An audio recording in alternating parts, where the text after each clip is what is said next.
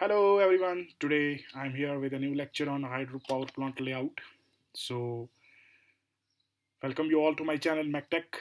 Be educated, be a good achiever. So first of all, let me have a quick review what we have read in last class.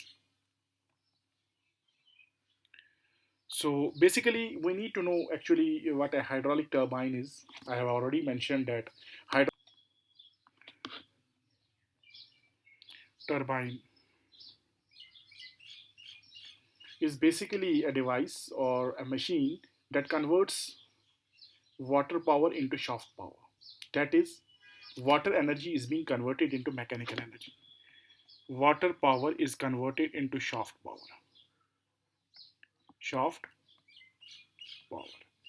That's a function of an hydraulic turbine. Okay, so the main purpose of this hydraulic turbine is to use in generation of electricity in hydropower plant by converting what we do in hydraulic power plant, that our water power is converted into shaft power, and that shaft power is further converted into electric power, that's ep. Now, a device that converts water power into shaft power is known as turbine, and a device that converts this shaft power into electric power is known as generator. Okay, यानी कि जो water हमारा pressure से आ रहा होता है through pen stock, अभी मैं बताऊंगा पेन स्टॉक क्या होता है। जैसे ही वाटर आता है तो वो नोजल के थ्रू हमारी टर्बाइन पे गिरता है। ठीक है जी, टर्बाइन की ब्लेड्स को रोटेट कराता है, जिसकी वजह से इसमें रोटेशन आती है। ठीक है, इसकी रोटेशन होने से फिर ये शाफ्ट, इसमें ये बहुत लंबी शाफ्ट होती है, और सॉरी ये शाफ्ट होती है, शाफ्ट के घूमने से फिर ये हमारा शाफ्ट पावर कन्वर्ट होता है इलेक्ट्रिक पावर में थ्रू जनरेटर। ठीक है, तो यही काम है हाइड्रोलिक टर्बाइन का। तो हम आज की टॉपिक की तरफ बढ़ते हैं, that's hydro power plant layout. Okay, so basically this is the layout of an hydro power plant. Okay, used for generation of electricity. तो ये यहाँ पे हमारे पास रहता है वाटर रिजर्वायर, जो वाटर होगा हमारा पे। ठीक है, रिजर्वायर इसको बोलते हैं। ठीक है जी, रिजर्वायर के बाद ये कंक्रीट डैम होता है हमारे पास। We have this concrete dam. So through this dam, the water enters surge tank. Okay, then from the surge tank, the water enters a long channel pipe having very much bigger diameter, enters the penstock, and through penstock, it is being distributed by nozzle and to the turbine, and that turbine is being rotated. Okay, ये turbine की फिर rotation आती है turbine में। इस turbine के घूमने से हमारा फिर आगे शाफ्ट पावर मिलता है। इसमें शाफ्ट पावर के मिलने से फिर हमारा आगे जनरेटर की वजह से इसको हम इलेक्ट्रिक पावर में कन्वर्ट करते हैं। तो ये होता है बेसिकली हमारा डैम। ओके, सो यहाँ पे फिर से एक बार आपको बता दूं मैं थ्रू दिस क्विक रिव्यू। ये हमारा वाटर रिजर्वायर होता है, वाटर रिजर्वायर जिसमें हम पानी को जमा कर देते हैं। ठीक है, अभी मैं रिजर्वायर के बारे में भी आपको बताऊंगा। Water reservoir, from the water reservoir the water passes through this channel into a surge tank, and from the surge tank the water enters the penstock, and from the penstock it is being distributed by the nozzle at very high velocity, that with the help of this velocity this turbine is being rotated। ये turbine rotate होता है, rotation होने की वजह से हमारा ये जो इलेक्ट्रिक पावर है, ये शाफ्ट पावर है, ये कन्वर्ट हो जाता है इलेक्ट्रिक पावर में। और यहाँ पे मैं आपको एक और बात बता दूं, ये ज़रूरी नहीं है कि एक ही नोजल हो।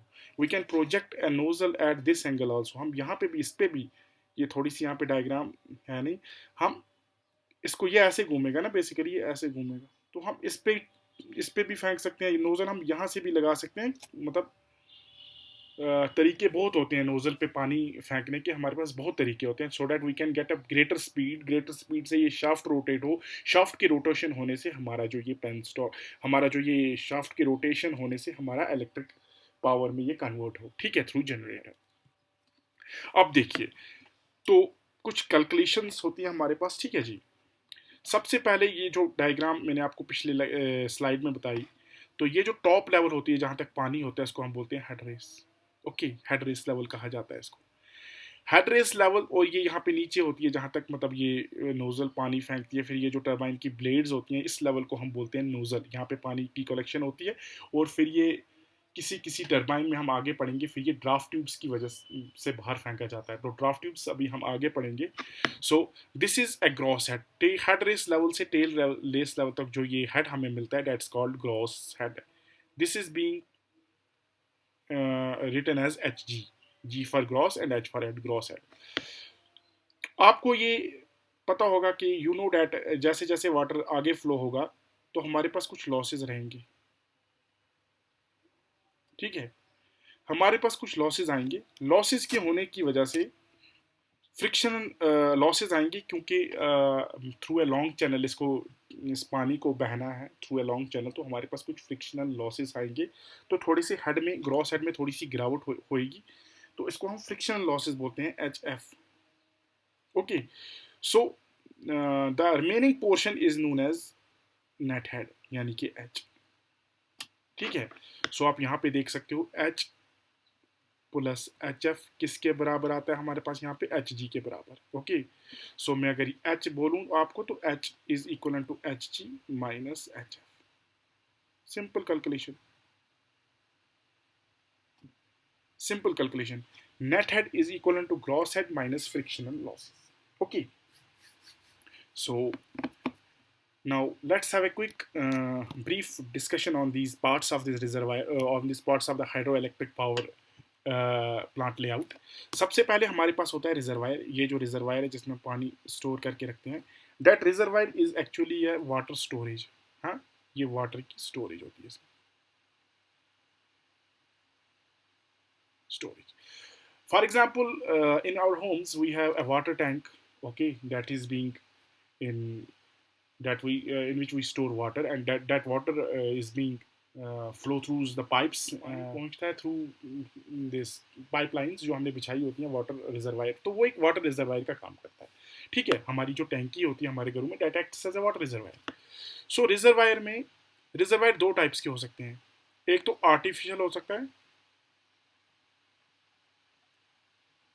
और दूसरा नेचुरल हो सकता है।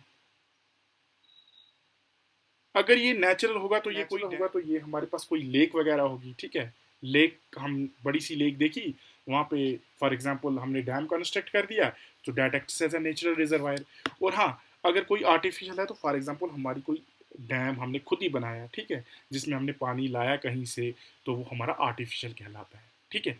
पेनस्टॉक क्या होता है? पेनस्टॉक एक लार्ज डायमीटर पाइप होती है जो सर्ज टैंक से नोजल तक होती है, और इसका इतना लार्ज डायमीटर होता है कि हम इसको डायग्राम पे नहीं दिखा सकते, तो डायग्राम पे हमने इसको ऐसे सिंबल में बताना है, so that it's a large diameter pipe. Okay, इसका लार्ज डायमीटर क्यों होता है?